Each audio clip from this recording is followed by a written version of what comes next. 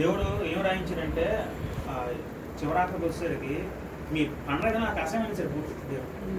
ఎందుకంటే మీ పండగ దినాల్లో మీరు నన్ను మహింపరిచేది లేదు, కీర్తించేది లేదు, మీకు నచ్చండి మీరు చేస్తారు నాకు అసహ్యమైన సరే పూర్తి. అందుకే కొత్త నిబంధనలో దేవుడు పరిశుద్ధాత్మ ద్వారా డేట్లు రాయించలేదు. యేసు పుట్టిన తేదీ కానీ ఆయన మరణం తేదీ డేట్లు రాయించలేదు. కాకపోతే మనము ఆ వారం గుర్తు చేసుకోవాలి. యేసు ఏ రోజు చనిపోయారు? శుక్రవారం చనిపోయారు. కాబట్టి ప్రతి శుక్రవారం గుర్తు చేసుకోవాలి. ఏదో శుక్రవారం ఒక డేట్ పెట్టేసి ఆ రోజు చేసుకుంటే సరిపోతుందని చాలా తప్పదు. అందుకే ప్రతి శుక్రవారం జ్ఞాపకం చేసుకోవాలి ప్రభు వారు. ప్రతి ఆదివారం జ్ఞాపకం చేసుకోవాలి. అది నిజమైన భక్తి, అది దేవుడు కోరుకున్న భక్తి. ఇప్పటికీ కూడా జనాలకు అర్థం అవ్వట్లేదు. మేమేదో నాకు ఉపవాసం చేస్తున్నాం, ఆ రోజు పాటించేస్తున్నాం తప్ప వదిలేస్తారు పూర్తిగా. దేవుడు అలాగే ఎప్పుడు చెప్పలేదు. నీ జీవితంలో ఎన్ని శుక్రవారం ప్రతి శుక్రవారం ఆయన జ్ఞాపకం చేసుకో మరణాన్ని. ప్రతి ఆదివారము నేను జ్ఞాపకం చేసుకో మరణాన్ని. ఆయన పునరుద్ధరణ జ్ఞాపకం చేసుకోవాలి. అందుకే దేవుడు తారీఖులు రాయించారు అన్నమాట. కాబట్టి ఎక్కడి నుంచి మనం ప్రతి శుక్రవారం జ్ఞాపకం చేసుకోండి. ప్రతి శుక్రవారం కూడుకోండి. ప్రార్థన ఎప్పుడు కూడుకున్నా మంచిది. శుక్రవారం కాదు, మీరున్న కూడా మనకి ఎప్పుడు ప్రార్థన కూడుకున్నా మంచిది. అంత ప్రాధాన్యత మంచిది మన సావాసం. అయితే మనం ఒక 2 అంశాలు నేర్చుకుందాం. మొట్టమొదటిగా దేవుడు యేసు ప్రభువుని ఎందుకు పంపాడు భూలోకంలో, అదొక పాయింట్ నేర్చుకుందాం. రెండో పాయింట్ ఏంటంటే దేవుడు ప్రభువుని ఎందుకు పంపాడు భూలోకంలో అనే 2 అంశాల గురించి మనం నేర్చుకుందాం. అటువంటి ఒకసారి ముందుగా గలతీ రాసిన పత్రిక 4:4 చదువుకుందాం.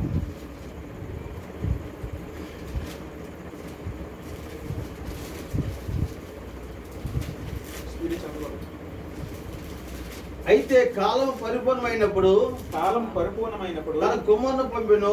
తన కుమారుని ఆయన స్త్రీ యందు పుట్టి మన దత్తపులతో కావాలని ధర్మశాస్త్రముకు లోబడిన వారిని విమోచించుటకై ధర్మశాస్త్రముకు లోబడేవాడు ఆయన.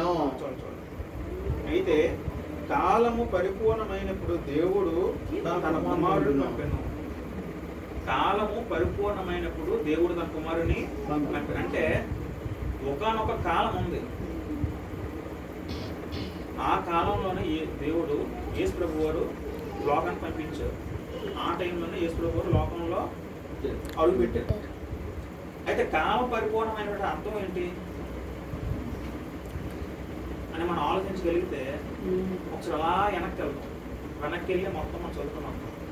మొట్టమొదటిగా తండ్రి అయిన దేవుడు అబ్రాహాంకి ఇచ్చిన ఆశీర్వాదంలో ఒక ఆశీర్వాదం ఉంది. ఏంటి ఆశీర్వాదం చదవగలిగితే ఆదికాండము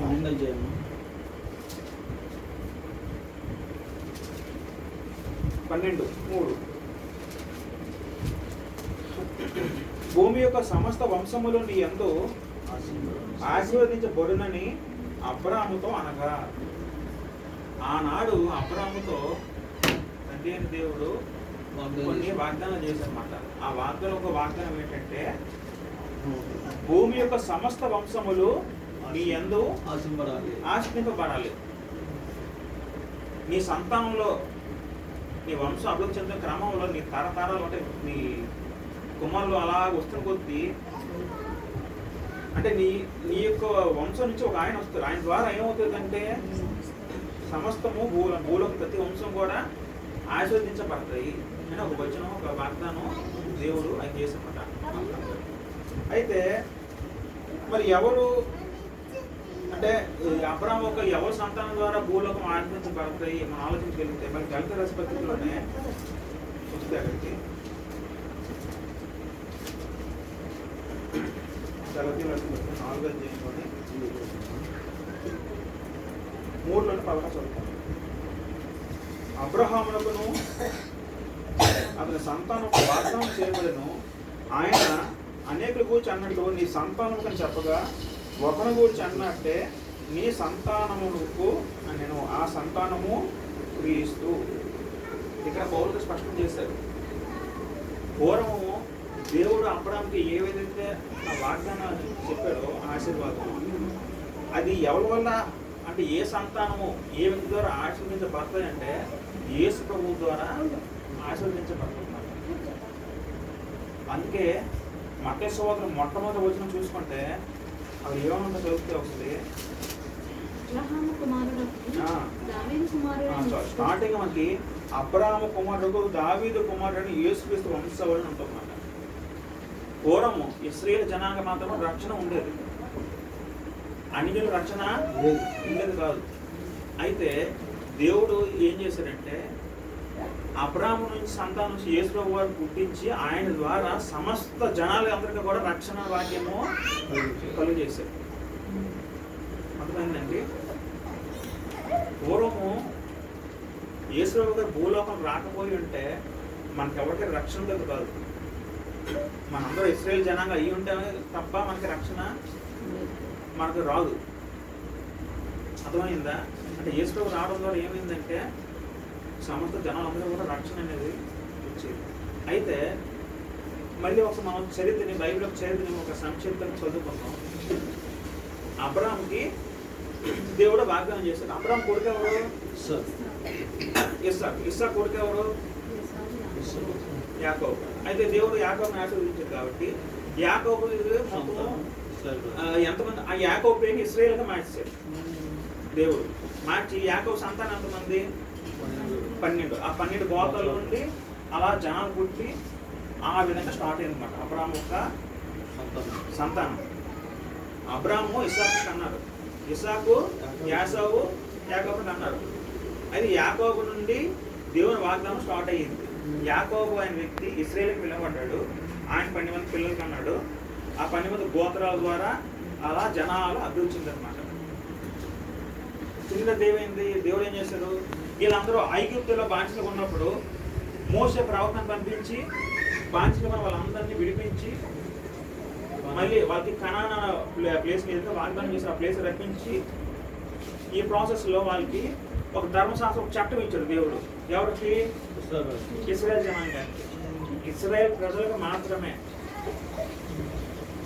ఇశ్రాయేల్ జనాంగం మాత్రమే ఒక ధర్మశాస్త్రం ఇచ్చాడు. ఎవరు? దేవుడు. ఇశ్రాయేల్ జనాంగం ఎవరెవరు? యాకోబు 12 గోత్రాల్లో పుట్టిన వ్యక్తులు మాత్రమే ఇశ్రాయేల్ జనాంగం. వారికి దేవుడు ఏం చేస్తారు? 10 ఆజ్ఞలు, ఇంచుమించు 614 నిబంధనలు, కట్టడలు, నువ్వు ఎలా జీవించాలి, ఎలా ఉండాలి, ప్రతిదీ కూడా ఒక చట్టం చేయించి మోషేతోనే వాళ్ళకి ఇప్పించారు. ఇచ్చేసి ఏం చెప్పారు? ఇది మీకు తరతరముకు మీకు ఇది కట్టడా, మీరు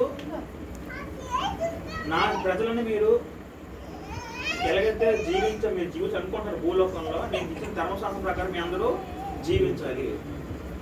మీరు ఇది విధులే మీరు పాటిస్తే మీకు ఆశీర్వాదాలు ఉంటాయి. మీరు దేవుని ధర్మశాస్త్రం ఎవరో మీరు పాటించడం మీ నచ్చిన జీవిస్తారు, అప్పుడు మీకు ఏమవుతుంది? మీకు ఆశీర్వాదం పోయి చెప్పారు. అందుకే కీర్తనలు కూడా ఒకసారి చదువుకుంటే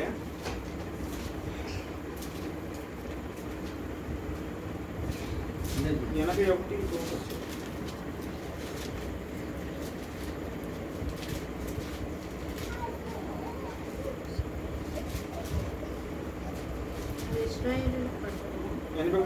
ఇది ఇశ్రాయేలులకు కట్టడ, యాకోబు దేవుడు నిర్ణయించిన చట్టము. అయితే అందరూ శ్రద్ధగా వినండి, మనం నేర్చుకుందాం. కొరకొద్దు ఏం నేర్చుకున్నాం? మోషే ద్వారా దేవుడు ధర్మశాస్త్రం ఇప్పించాడు. ఎవరికి? ఇశ్రాయేల్ జనాంగం. వాళ్ళకి ఇచ్చిన తర్వాత దేవుడు ఏం రూల్ అంటే మీరు ఇది ఖచ్చితంగా మీ అందరూ ఈ ధర్మశాస్త్రం చట్టాన్ని పాటించారు. చట్టం అది మీరు పాటిస్తే మీరు ఆశించబడతారు, లేకపోతే మీరు శాపం గురి మీద దేవుడు ఆ విధంగా రూల్ పెట్టారు. మోషే తర్వాత ఎవరు వచ్చారు? యెహోషువ వచ్చాడు. మోషే చేత వీళ్ళని పరిపాలించే బాధ్యత ఎవరు తీసుకున్నారంటే యెహోషువ తీసుకున్నాడు. యెహోషువ ఆయన ఏం చేశారంటే కనాను దేశానికి మరి తిరిగి చేరుకుని ఆయన కొంత వరకు బాగానే ఉన్నాడు. ఆయన కొంత వరకు ఆయన టైం వరకు ఆయన బాగున్నాడు. మళ్ళీ ఆయన చనిపోతే ఏమైందంటే న్యాయాధిపతులు వచ్చారు. అయితే ఒకనొక సందర్భంలో ఏమైందంటే వీళ్ళు మన తరం ఉంది కదా, మన తరం చనిపోయిన తర్వాత మన నెక్స్ట్ జనరేషన్ వస్తుంది, మన పిల్లలు వస్తారు, ఆ తర్వాత వాళ్ళ పిల్లలు, అలా తరం అలా గతిస్తూ వస్తారు కదా. ఒకనొక టైంలో ఏమైందంటే యెహోవాను ఎరుగని ప్రజల్లో ఒక తరం ఒకటి పుట్టిందట.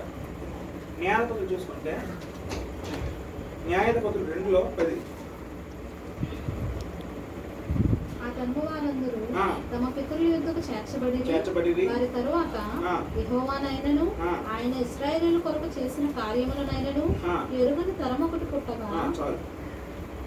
తర్వాత ఏమైందంటే యెహోషువ న్యాయాధిపతి చేసిన తర్వాత న్యాయాధిపతి ఎరుగుతున్న టైంలో ఆ టైంలో ఒక తరం పుట్టింది. ఆ తరం పూర్తిగా దేవుడు మర్చిపోయింది.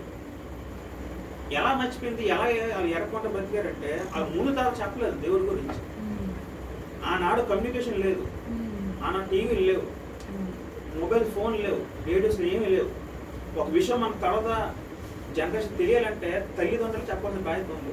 ఇప్పుడు మనం ఉన్నాం, మన పిల్లలు ఉన్నారు, మన పిల్లలకి అవునా మా బాబు ఈయన దేవుడమ్మా, ఈయన దేవుడు, ఈయన మా సృష్టి, అవన్నీ ఎవరు చెప్తే తెలుస్తుంది పిల్లలకి? తల్లిదండ్రులు చెప్పాలి. వీళ్ళు పెడితే సరిగా లేదు, వీళ్ళకి ఏడుస్తుంటారు, మరి వీళ్ళే చెప్తారు పిల్లలకి. అలాగే ఏమైందంటే ఈ తల్లిదండ్రులు సరే చెప్పని కారణంగా ఆ నెక్స్ట్ జనరేషన్ పూర్తిగా దేవుడు అంటే తెలియ పరిస్థితి వచ్చింది. దేవుడు ఎంత ఇష్టంగా చేసిన జనాంగం, ఎంత అప్రూపంగా కాపాడిన జనాంగం, తన రెక్కల కింద ఐగుప్తుని తీసుకొచ్చి అంత చేసిన దేవుడు కూడా పూర్తి మర్చిపోయారు. ఆ తరం మర్చిపోతే ఏమైంది, తర్వాత కూడా మర్చిపోవడం కాకుండా వీరేం చేశారు, తిరిగి మళ్ళీ విగ్రహాత్మక వెళ్ళిపోయారు ఈ జనాంగం మొత్తం. ఆ తర్వాత మళ్ళీ కింద మీద కొడుతూ ఒకసారి దేవుళ్ళలోకి వస్తారు, ఒకసారి దేవుళ్ళు రారు, వాళ్ళ ఇష్టానుసారం బతికారు. అలాగా ఆ మధ్యన అలా న్యాయాధిపతులు అలా పరిపాలించారు ఇస్రాయేల్ జనాన్ని. అంటే రాజు ఎవరు లేరు, దేవుడే మొత్తం చూసేవారు. న్యాయాధిపతులు ఒక ఆయన ఎవడో ఒక లీడర్ ఒక ఆయన ఉండేవాడు. అలాగా ఇస్రాయేల్ పాలిస్తూ వచ్చేవాడు. అక్కడ కొన్నాళ్ళకి ఏమైందంటే సమూయేలు గారు, ప్రవక్త గారు, ఆయన యాజకుడుగా ఆయన కూడా న్యాయాధిపతులు చివరి న్యాయాధిపతి సమూయేలు గారు. అయితే చివరి న్యాయాధిపతి సమూయేలు గారు పాలన ఉన్నప్పుడు ఏమైందంటే జనాలందరూ వచ్చి ఏం చేశారంటే, అయ్యా మాకు రాజు లేడు, ప్రతి ఊరికి ప్రతి అన్ని జనానికి రాజులు ఉన్నారు, మాకు రాజు లేరు, మాకు రాజు కావాలి, గోల్ పెట్టారు. ఎవరు? ఇస్రాయేల్ జనాంగం. మాకు రాజు కావాలి, రాజులు గోల్ పెట్టారు. అది ఎవరు చూసి నేర్చుకున్నారు జనం? ఇస్రాయేల్ బయట చూసి నేర్చుకున్నారు. అందరూ రాజులు ఉంటారు, మాకు రాజు లేదు నేర్చుకున్నాం. నేను ఏమన్నానంటే అప్పుడు సమూయేలు దగ్గరికి వచ్చి మాకు రాజు కావాలని అన్నప్పుడు అప్పుడు ఒక సమూయేలు గ్రంథము 8వ అధ్యాయము 7వ వచనం చదువుకుంటే అప్పుడు ఆ విషయము ఈయన యెహోవా ప్రార్థన చెప్పాడు సమూయేలు గారు. చెప్తేప్పుడు దేవుడు ఏమని చెప్తున్నాడు అక్కడ,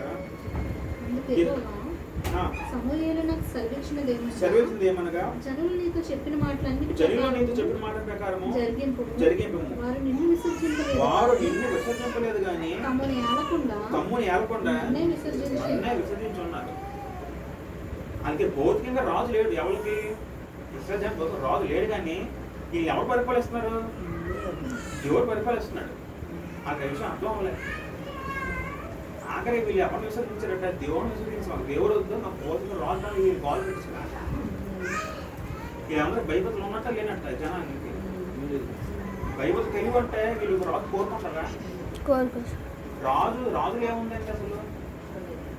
అధికారం ఇచ్చిందే దేవుడు, మన సృష్టించిన దేవుడు. ఆయన తెలియదా ఆయన పరిపాలించడం?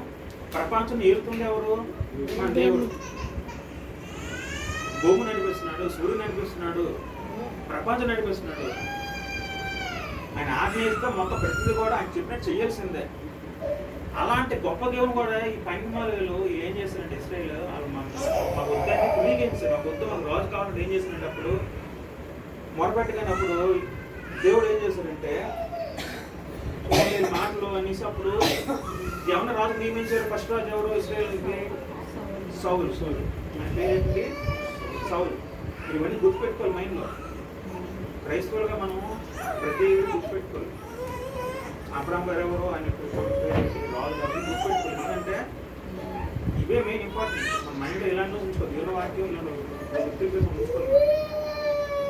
అయితే సౌలు గారు రాజుగా ఎన్నుకున్నప్పుడు ఆయన కొంతకాలం కూడా బాగానే ఉన్నాడు, దేవుని మాటలు విని ఆయన వాక్య ప్రకారం ఉండి కొంతకాలం బాగానే ఉన్నాడు. కానీ ఒకనొక స్టేజ్లో ఏమైందంటే సౌలు కూడా దేవుని మాటను ధిక్కరించి దేవుని ఆజ్ఞను లోబడలేదు.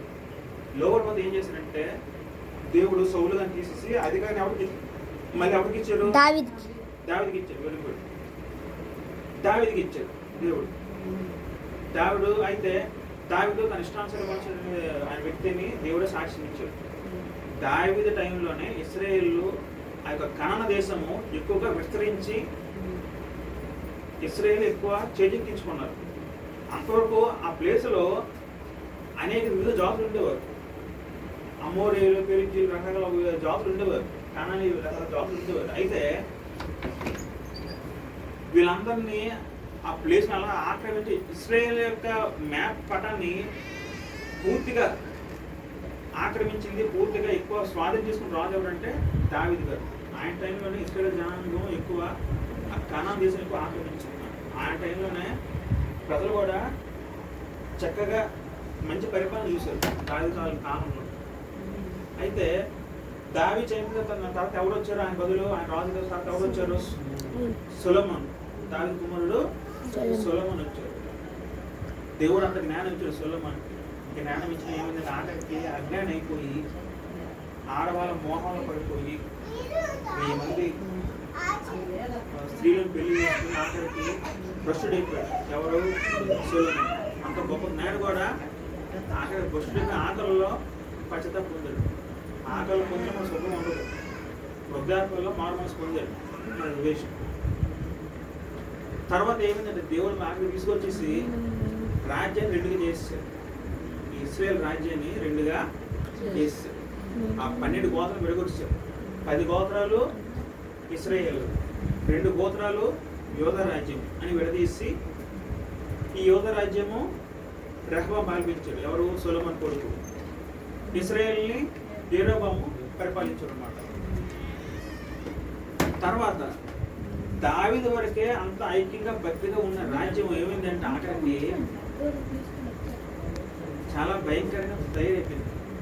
ఎప్పుడైతే ఈ రాజ్యం చీలిపోయిందో, ఇశ్రాయేల్ రాజ్యం చీలిపోయి యోధా రాజ్యంగా ఇశ్రాయేల్ రాజ్యం చీలిపోయినప్పుడు ఏమైందంటే మళ్ళీ ఇశ్రాయేల్ రాజు యెరోబాము అయితే అది మరి ఘోరంగా ప్రవర్తించాడు. దేవుడు పూర్తిగా మర్చిపోయి మళ్ళీ విగ్రహాలకు వెళ్ళిపోయి దేవుడికి రకరకాలుగా కోపం తెప్పించి ఆ జనాలను చెరిపేసి ఉన్న భక్తులు కూడా చెడగొట్టేసి మొత్తం ఆ విధంగా ప్రవర్తించాడు. ఆ విధంగా ఆటకు ఏమైందంటే ఆ ఇశ్రాయేల్ జనాంగం కూడా అలా తర్వాత ఈ రాజు వేరే రాజు వీళ్ళందరూ చెడిపోయిన వాళ్ళే. ఈ యోధా రాజ్యంలో పెద్ద రాజు పట్ల కొంచెం భక్తి ఉన్నారు. అక్కడ మధ్యలో హిజ్కియా కానీ యోషియా కానీ మధ్యలో కొంతమంది రాజులు దేవుని పట్ల భక్తి భయం ఉండేవారు. కానీ వీళ్ళందరూ కూడా దావీదులాగా పూర్తిగా భక్తిగా కనపరచలేదు. ఆఖరికి దేవుడు విసిగిపోయి ఏం చేశారంటే ఆఖరికి ఈ జనాంగాన్ని అంతాను చెరగ అబ్జర్వ్ ఇశ్రాయేల్ అంతాను అషూరు చెరకి, యోధా అంతా బబులోను చెరకి అబ్జర్వ్ పూర్తిగా. ఇది ఎలాగో నా మాటలు వెంటడు ఈ జనాలు మీకు ఎంత చెప్పినా ఎంత చేసినా నా మాటలు పట్టించుకోవట్లేదు, ఇంకెందుకు ఇది అంత చేసినా ఇంకెందుకు ప్రయోజనం లేదు. నాకు దేవుడు విసిగిపోయి చెరగా అబ్జర్వ్ పూర్తిగా. అబ్జర్వ్ తర్వాత ఏమైందంటే ఈ అషూరు ఈ బబులోను రాజులు ఏం చేశారంటే ఆ యెరూషలేములో అంటే ఆ యోధా జనాంగం అంతా ఏం చేశారంటే కొంతమందిని ఆ ఊర్లో పెట్టారు, కొంతమంది లాక్ వెళ్ళిపోయారు ఆ ఊరికి. వీళ్ళు చూసి భయపడి కొంతమంది చాలా పారిపోయారు. ఎంతో భక్తిగా దేవుడు ఎంతో ప్రేమించి ఉన్న జనాంగం ఆఖరికి దేవుడికి వ్యతిరేకంగా వెళ్ళిపోయి దేవుని కోపం తెప్పించి ఆఖరికి వీళ్ళందరూ ఎలాగ భ్రష్టులు వెళ్ళిపోయారంటే పూర్తిగా కొంతమంది బానిసలుగా వెళ్ళిపోయారు ఈ చెరలో. పూర్వం బానిసలు అంటే ఎలా ఉండదు, భయంకరంగా ఉండేది. పూర్వం మనలా పరిస్థితి కాదు. ఒకప్పుడు రాజు వేరే రాజ్యాలు దాడి చేసినప్పుడు ఆ ఊళ్ళో జనాన్ని పట్టుకెళ్ళిపోయాడు ఆ దగ్గరికి. కొట్టేవారు, తిట్టేవారు, నచ్చినట్టు చేసేవారు, చంపేసేవారు, బానిసలుగా శిక్షించేవారు, రకరకాల బాధలు పెట్టేవారు. ఆ విధంగా వెళ్ళిపోయిన తర్వాత ఏమైందంటే మళ్ళీ అక్కడ 70 సంవత్సరాలు ఉన్నారు చెరలో. మళ్ళీ తర్వాత ఇజ్రా గారు, నెహెమ్యా గారు వాళ్ళు వచ్చి మళ్ళీ యెరూషలేముకి వచ్చి తిరిగి ఆ దేవాలయం మళ్ళీ పెట్టారన్నమాట. ఈ మొత్తం ధ్వంసం చేస్తారు యెరూషలేం దేవాలయం పూర్తిగా. ఎవరు ఈ చెరకు పట్టుకెళ్ళిపోన్నారు. మళ్ళీ నెహెమ్యా గారు అందరూ వచ్చి మళ్ళీ ఆ గోడ మళ్ళీ పెట్టారు. ఫస్ట్ జెరుబ్బాబెల్ టైంలో ఇజ్రా గారు వచ్చారు, తర్వాత నెహెమ్యా గారు వచ్చారు. వచ్చి మళ్ళీ దేవుడిని మళ్ళీ ఆ యెరూషలేం క్రమపరిచారు చక్కగా. ఏదో తాత్కాలిక అది కూడా పూర్తిగా కాదు. ఆ తర్వాత ఏమైందంటే మళ్ళీ ఈ జనాలు మళ్ళీ మర్చిపోవడం, మళ్ళీ మొదలు వచ్చింది. మళ్ళీ ఆఖరికి దేవుడు మలాకి గ్రంథంలో ఆఖరికి ఏం చెప్పాడంటే ఒక ప్రవచనం చెప్పారు. ఏమని? మీకు మెస్సియా రాజు వస్తాడు, ఆయన వచ్చి మీకు విముక్తి కల్పిస్తాడు, అర్థమైందా అని పాత నిబంధనలో మలాకి లాస్ట్ అదే ఉంటుంది. మలాకి వస్తుంది.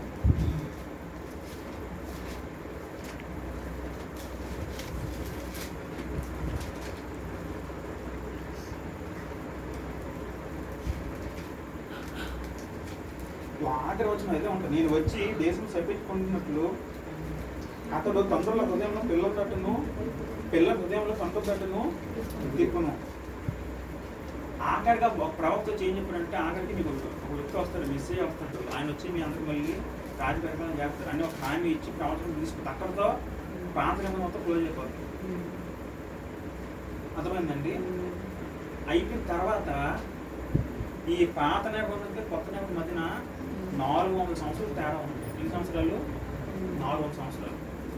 ఈ 400 సంవత్సరాలు డార్క్ పీరియడ్ అంటారన్నమాట. ఈ 400 సంవత్సరాల్లో మరి దేవుని ప్రవచనం లేదు, దేవుని యొక్క మాటలు వినపడవు, మరి ఇంకేం ఉండదు. 400 సంవత్సరాలు అలాగ ఖాళీగా ఉంటుంది. ఆ టైంలో యెరూషలేములో రకరకాల మార్పులు జరుగుతుంది. ఎలాగంటే ఎలాంటి మార్పులు జరిగాయి అంటే, ఆ టైంలోని మళ్ళీ ఈ చెరలో ఎవరికి వెళ్ళిపోయారు, వీళ్ళందరూ వచ్చి మళ్ళీ అక్కడ మకం స్టార్ట్ చేసింది. మళ్ళీ అశ్షూరు వాళ్ళు బబులోను వెళ్ళిపోయిన తర్వాత వాళ్ళ ప్లేస్లో మాదియా పారసీకులు వచ్చారు. దాంట్లో కోరేసిన వ్యక్తి ఉన్నాడు. ఆయన ఏం చేశారంటే మళ్ళీ పాపము యూదులందరినీ మళ్ళీ వెనక్కి తీసుకొచ్చాడు. ఆయన మంచోడే అంటే దేవుని భయం ఆయనకి తెలుసు.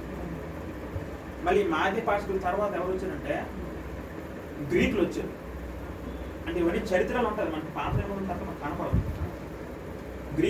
గ్రీకులో రాజు ఎవరు? అలెగ్జాండర్ పేరు ఉన్నారు మీరు విన్నాము. అలెగ్జాండర్ విన్నాము. అలెగ్జాండర్ పేరు. అలెగ్జాండర్ గొప్ప రాజు. ఒకప్పుడు ప్రపంచాన్ని ఏలిన రాజు. ఎవరు? అలెగ్జాండర్. మన సోషల్ బుక్లు కూడా ఉంటారు చిన్నప్పుడు, ఆయన నుంచి గొప్పగా ఉంటుంది. అంత గొప్ప పరిపాలన చేశాడు ఆయన. అంటే భయం ఒక్కొక్కరు. ఆయన ఒక దేశం అడుగు పెడితే ఆ దేశం ఆయనకు వచ్చేవలసింది ఎట్టి పరిస్థితుల్లో. పూర్వం ఎలా ఉంటుంది? రాజులు అందరూ సైన్యం తెలిపి ఆక్రమించుకున్నారు రాజ్యాన్ని. మనలాగా ఇప్పుడులా ఉంటుంది పూర్వం. అప్పట్లో అలెగ్జాండర్ భయం ఒక్కొక్కరికి. ఆయన ఎక్కడ అడుగు పెడతాడో రాజ్యం ఖచ్చితంగా వచ్చేవలసిందే. ప్రపంచం ఏలిన రాజు ఎవరు? అలెగ్జాండర్. ఆయన టైంలో ఆయన ఏం చేశాడంటే ప్రపంచం అంతా ఒక లాంగ్వేజ్ పెట్టాడు. ఏంటి లాంగ్వేజ్? గ్రీక్. ఇప్పుడు ప్రపంచం మొత్తం ఉన్న లాంగ్వేజ్ ఏంటి చెప్పండి? ప్రపంచంలో ప్రతి ఒక్కరు మాట్లాడగలిగే వినగలిగే లాంగ్వేజ్ చెప్పండి ప్రజెంట్ ఇప్పుడు అందరూ ప్రపంచం మొత్తం ఏ లాంగ్వేజ్? ఇంగ్లీష్. ఇప్పుడు మనం ఏ దేశంకి వెళ్ళినా అది ఇంగ్లీష్ వస్తే కొంచెం అర్థం అవుతుంది, అవునా కదా? తెలుగు మన వరకే, తెలుగు బయట అర్థం అవుతుంది. నువ్వు వేరే రాష్ట్రానికి వెళ్తే తెలుగు అర్థం అవుతుంది, కానీ ఏం అర్థం అవుతుంది? ఇంగ్లీష్ కొంచెం అర్థం అవుతుంది, అవునా కదా? అంటే ఇప్పుడు ప్రపంచ భాష ఏంటి? ఇంగ్లీష్. ఆ టైంలో ఏం చేశారంటే అలెగ్జాండర్ మొత్తం గ్రీకు, అప్పుడు గ్రీక్ భాష ఉండేది. ప్రపంచం మొత్తం గ్రీక్ భాష ఉంటుంది. మనకి ఇంగ్లీష్ ఎలాగ ఉండేది, అప్పుడు గ్రీక్ భాష ఉంటుంది. గ్రీక్ నుంచి ఇంగ్లీష్ పుట్టింది, అది వేరే విషయం. అంటే ప్రపంచం మొత్తం ఏ భాష ఉంటుంది? ఒకే భాష ఉంటుంది అన్నమాట. అంటే ప్రపంచం అంతా ఒక కొలిక్కి వచ్చింది. ప్రపంచం అంతా ఒక కొలిక్కి వచ్చి ఒక భాషగా వచ్చింది. ఆ భాష ఏంటి? గ్రీక్ భాష. ఆ తర్వాత ఏమైందంటే అయితే దేవుని నమ్ముకున్న యాజకులు వీళ్ళందరూ ఏం చేశారంటే గ్రూపులు విడిపోయారు. ఇస్రాయల్ జనం కొంతమంది యూదులు ఉండేవారు కదా, వాళ్ళంతా గ్రూప్ విడిపోయి ఏం చేసేవారంటే కొంతమంది పరిశీలుగా, కొంతమంది సొద్దుగేలుగా, కొంతమంది శ్వాసలుగా విడిపోయారు మాట పూర్తిగా. విడిపోయి ఒక్కొక్కరు ఒక రకంగా దేవుని ఆరాధించేవారు. మళ్ళీ దీనిలో సమరయ్యలు కూడా ఉండదు. సమరయ్యలు ఎవరంటే ఎప్పుడైతే చెరలోకి వెళ్ళిపోయారో వీళ్ళందరూ కూడా అక్కడ జనాలు తీసుకుని పెడిసారు కదా ఈ ఊర్లోకి. ఎవరు చెరలోకి రాజులు ఏం చేశారంటే ఆ ఊర్లో జనాలు తెచ్చి ఇక్కడ పెడిసారు అనమాట. పెడిసిన తర్వాత ఈ అన్ని జనం కూడా దేవుడు నమ్ముకున్నారు. నమ్ముకొని వీళ్ళు సమరయ్యలుగా మారారు అన్నమాట. ఈ విధంగా ఈ 4వ సంవత్సరం ఇవన్నీ జరిగాయన్నమాట. జరిగి ఆఖరికి ఏమైందంటే ఈ గ్రీకులు అయిపోయిన తర్వాత గ్రీకు బదులు ఎవరు వచ్చారంటే రోమన్లు వచ్చారు. ఎవరు వచ్చారు? రోమన్స్ అంటే రోమన్స్ వచ్చారు. ఈ రోమన్లు వచ్చిన తర్వాత అప్పుడు యేసు ప్రభు వారు ఈ లోకంలో పుట్టారు. ఎప్పుడు యేసు ప్రభు పుట్టి ఎన్నాళ్ళైంది? ఇప్పటికి 2000. అయితే రోమన్ టైంలో యేసు ప్రభు ఎందుకు పుట్టారంటే ఆ టైంలోని మనకి ఒక ఇంగ్లీష్ సాంగ్ ఉంటుంది. ఏముంటుందంటే all roads are connected to Roman. ఆ టైంలో అంటే రోమన్ వచ్చిన తర్వాత ప్రపంచం మొత్తం మీద కూడా వాళ్ళు రోడ్స్ వేశారు పూర్తిగా. వాళ్ళ వాణిజ్య వర్తలకు సంబంధించి వాళ్ళు ఏం చేశారంటే ప్రపంచంలో అంతా కూడా రోడ్లు వేశారు. ఎవరు? రోమన్స్. రోడ్స్ మనం అనిపిస్తున్న రోడ్లు ఫస్ట్ ఎవరు వేశారంటే రోమన్లే. ప్రతి దేశం కూడా రోడ్స్ కనెక్షన్ వేశారు. అలాగా రోడ్లు అంటే మొత్తం ఆ టైంలో ఒక ప్లేస్ నుండి వేరే ప్లేస్కి వెళ్ళాలంటే ప్రతిదీ కూడా ఒక వే రూపొందించారు. ఎవరు? రోమ సామ్రాజ్యం. అంటే అప్పుడు మనం ఏ ప్లేస్కి వెళ్ళాలన్నా వెళ్ళిపోగలం. అంటే అంతకుముందు సిస్టమ్ ఉండేది కాదు. అయితే ఈ రోమన్ టైంలో అప్పుడు దేవుడు యేసు ప్రభు అనే లోకంలో ఆయన పెట్టారు. అప్పుడు యేసు ప్రభు కూడా లోకాలు పుట్టారు. ఇప్పుడు పుట్టారు ఈ రోమ ప్రభుత్వం ఉన్న టైంలో. ఎందుకంటే ఆ టైంలోని రోడ్స్ కనెక్షన్ ఎక్కువ ఉండేది. ఎందుకు రోడ్స్ ఆ టైంలో దేవుడు పుట్ట కారణం ఇంకోటి ఏంటంటే ఆనాడు సువార్త ప్రకటించాలంటే రోడ్డు మార్గం ఉండాలి. అర్థమైందండి? ఆ టైంలో రోడ్డు మార్గం ద్వారా ఇప్పుడు యేసు చనిపోతారు శిష్యులందరూ సువార్త ప్రకటించారు కదా.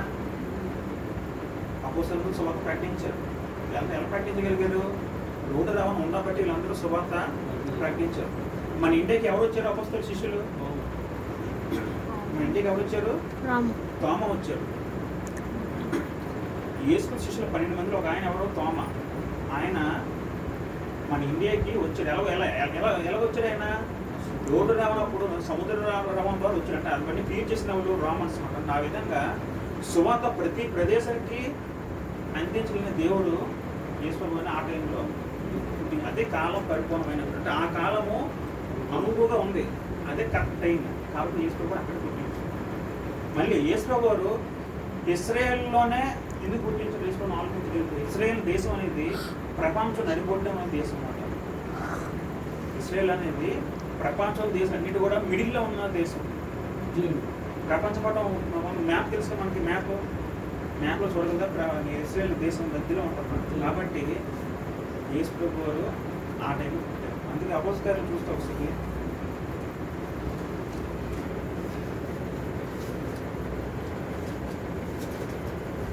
ఒక ఇద్దరు ఉంటుంది.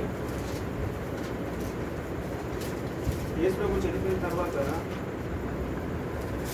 2వ అధ్యాయం చదువుకుంటే 2:5 ఆ కాలంన ఆకాశము కింద నుండి ప్రతి జనంలో నుండి వచ్చిన వ్యక్తిగత యూదులు యెరూషలేములో కాపురం ఉండేది. ఆ కాలంలో ఎవరైతే ఉన్నారో ప్రతి ఒక్కరు కూడా దేవుని జనాలు ఏ దేశంలో ఉన్నా యెరూషలేము రాగలిగేవారు. ఎలా రాగలిగేవారు అంటే ఆ టైంలోని రోడ్డు రావన్నా రోమన్ టైంలో బాగుంటుంది కాబట్టి ఆ టైంలో రాగలిగేవారు. అందుకే యేసు ప్రభు వారు ఎప్పుడు పుట్టారంటే ఈ రోమన్ టైంలో పుట్టేవారు. కానీ మనం విషయం ఏం నేర్చుకున్నాం అంటే కాలం పరిపూర్ణమైనప్పుడు దేవుడు కుమారుడిని పంపాడు. అది ఇప్పుడు ఏ కాలం అంటే రోమన్స్ ఆ టైంలో పరిపక్వ టైంలో. అప్పుడు ఏ భాష ఉండేది? గ్రీక్ భాష ఉంటుంది. ప్రపంచం అంతా గ్రీక్ భాష ఉంటుంది. మనకి ఇంగ్లీష్ ఎలాగైతే ప్రతి ఒక్కరికి తెలుస్తుందో కొంచెం పూర్తిగా రాకపోయినా కొంచెం ఐడియా ఉంటుంది కాబట్టి ఇంగ్లీష్ భాష. అదేవిధంగా ఆ టైంలో ప్రతి దేశంలో కూడా గ్రీక్ భాష అనేది కొంచెం ఐడియా ఉండేది. అంటే వాళ్ళు చెప్పలేకపోయినా ఆ మాటలు వింటే కొంచెం అర్థం చేసుకుని వెళ్ళే ఇది ఉంటుంది వాళ్ళకి. అది ఒక పాయింట్ నేర్చుకున్నాం. అయితే యేసుప్రభు గారు ఎందుకు పుట్టారు భూలోకంలో? ఆయన పుట్టవలసిన అవసరం ఏంటి అసలు? ఆయన ఎందుకు చేయవలసి వచ్చింది చెప్పండి మన ఒకసారి. పాపాల కొరకు. బాబు కోసం చెప్పండి. పాపం అంటే ఏంటి అసలు? పాప గురించి ఆయన రావాల్సి వచ్చింది. ఆయన ఎందుకు చనిపోవాల్సి వచ్చింది అసలు? మనం ఆలోచించగలిగితే రోమియోలు రాసిన పత్రిక 3వ అధ్యాయము 23. అందరూ పాపం చేసి దేవుని ఏ భేదమును లేదు, అందరూ పాపము చేసి దేవుడు అనుకున్న మహిమను పొందలేదనుకున్నారు. ఏ భేదం లేదట.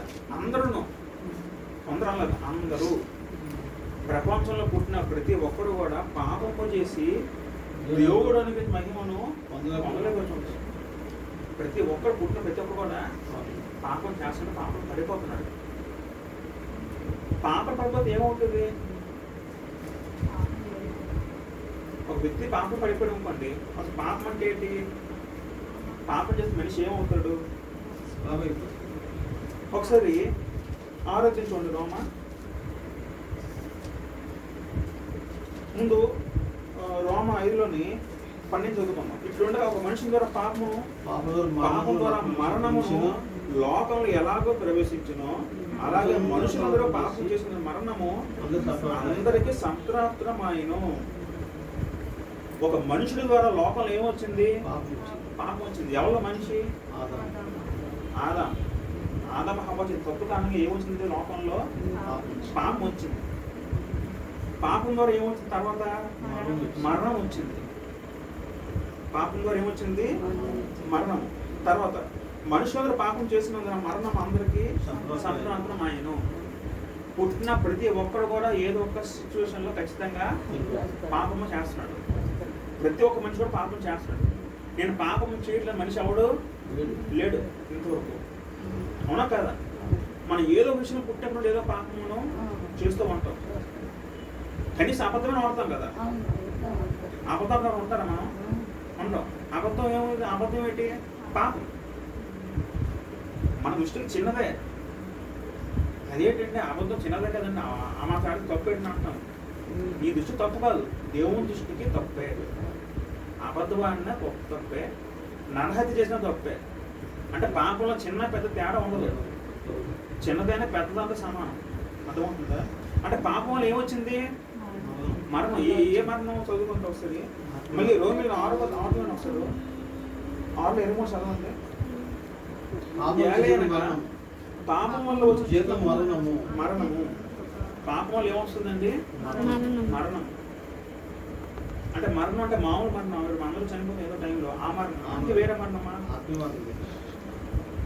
2 రకాల మరణాలు ఉన్నాయి.